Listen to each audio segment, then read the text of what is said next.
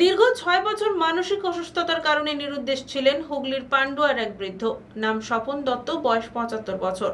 তমলুক থানার সহযোগিতায় এত বছর পর বৃদ্ধের পরিবারের হাতে তুলে দেওয়া হয় তাকে। খুশি পরিবার সহ সকলে। মানসিক অসুস্থতার কারণে ৬ বছর আগে বাড়ি থেকে বেরিয়ে হারিয়ে গিয়েছিলেন এক বৃদ্ধ। পরিবার আশা ছেড়েই দিয়েছিল, হয়তো কোনোদিন আর ফিরবেন না তিনি। কিন্তু ভাগ্য এবার অন্য কাহিনী লিখল। তমলুক থানার পুলিশের প্রচেষ্টায় অবশেষে নিজের ছেলে ও নাতির হাত ধরে বাড়ি ফিরলেন সেই পান্ডুয়ার বৃদ্ধ স্বপন দত্ত, বয়স ৭৫ বছর।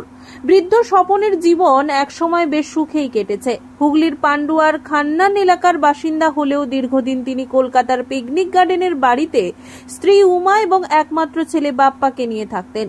আর স্বপন চাকরি করতেন চেন্নাইয়ের একটি বিদেশি বেসরকারি কোম্পানিতে। পদ ছিল ক্যাশ কালেক্টরের, আর বেতনও ছিল বেশ ভালো।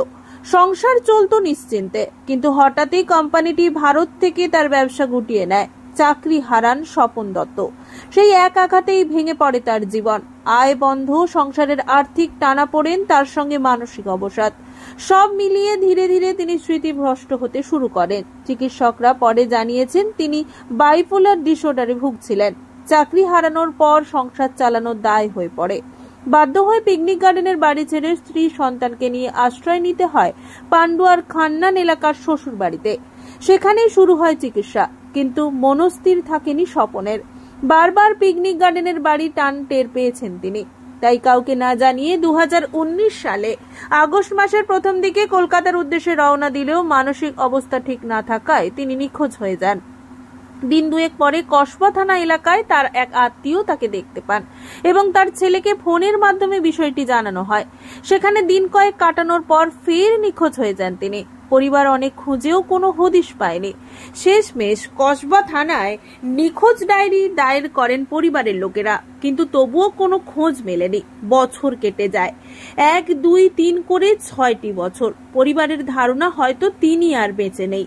ঠিক সেই সময় গত শনিবার রাতের অন্ধকারে তমলুকের রাধাবল্লভপুর সংলগ্ন আমগেছিয়া এলাকায় স্থানীয় বাসিন্দারা লক্ষ্য করেন একজন বৃদ্ধ এদিক ওদিক ঘুরে বেড়াচ্ছেন অস্থিরভাবে। তার চেহারা এবং ব্যবহার দেখে সন্দেহ জাগে। খবর যায় তমলুক থানায়। পুলিশ এসে প্রথমে বৃদ্ধকে উদ্ধার করে অসংলগ্নভাবে নানা কিছু বলতে থাকলেও জিজ্ঞাসাবাদের এক পর্যায়ে ধীরে ধীরে নিজের নাম এবং পান্ডুয়ার ঠিকানা বলতে সক্ষম হন তিনি। তখনই তমলুক থানার পুলিশ দ্রুত যোগাযোগ করেন হুগলি পুলিশের সঙ্গে। অবশেষে খোঁজ মেলে নিখোঁজ স্বপন দত্তের পরিবারের। খবর পেয়ে রবিবার দুপুরে ছুটে আসেন বৃদ্ধ স্বপনের ছেলে বাপ্পা দত্ত। শারীরিক প্রতিবন্ধকতার কারণে তিনি দৃষ্টিশক্তি হারিয়েছেন। বাবাকে ফিরে পেয়ে চোখের জলে ভিজে যায় তার কণ্ঠ। তিনি জানিয়েছেন, ডাক্তাররা বলেছিলেন বাবা মানসিক ভারসাম্য হারিয়েছেন। এত বছর ধরে নিখোঁজ থাকার পর বাবাকে আবার জীবিত ফিরে পাবেন, এটা স্বপ্নেও ভাবেননি। উনি নিখোঁজ ছিলেন 2019 সালের অগস্ট মাস থেকে।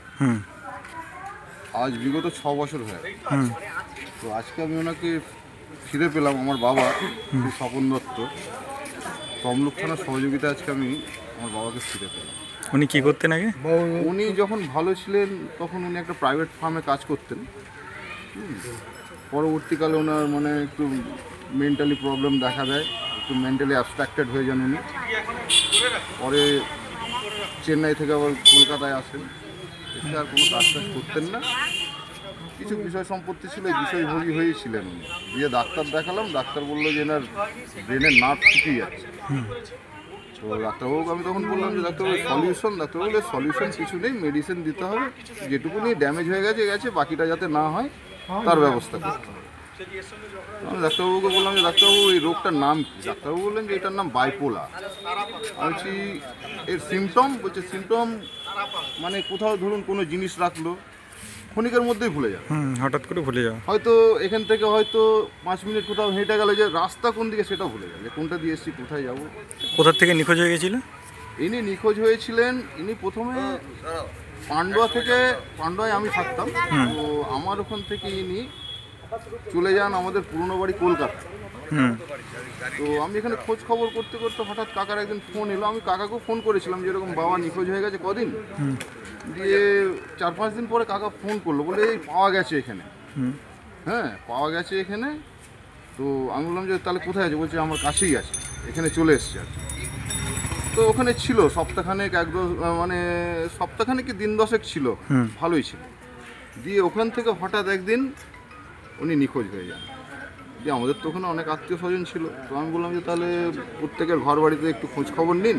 কাকাকে বললাম, তো খোঁজ খবর নিয়ে কোথাও পেলো না। তখন আমি বললাম যে দেখো কাকু, তাহলে কাজ করো, উনি যেহেতু ওখান থেকে নিখোঁজ হয়েছেন, আপনি ওখানে একটা ডায়েরি করুন আমাদের কসবা থানায়। কসবা থানায় ডায়েরি করুন, ডায়েরি করুন। কি বলবেন, বাবাকে এত বছর পর ফিরে পেলেন, কেমন লাগছে? ভালো লাগছে, খুবই ভালো, খুবই ভালো লাগছে। আমি খুবই কৃতজ্ঞ তমলুক থানার কাছে, খুবই ভালো লাগছে। পুলিশের সাহায্যে বাবাকে ফিরে পেয়ে খুশিতে কেঁদে ফেললেন তার নাতিও। ছেলে ও নাতির হাত ধরে বহুদিন পর বাড়ির পথে ফিরলেন বৃদ্ধ। পুলক বেড়ার রিপোর্ট, খবর BCBS।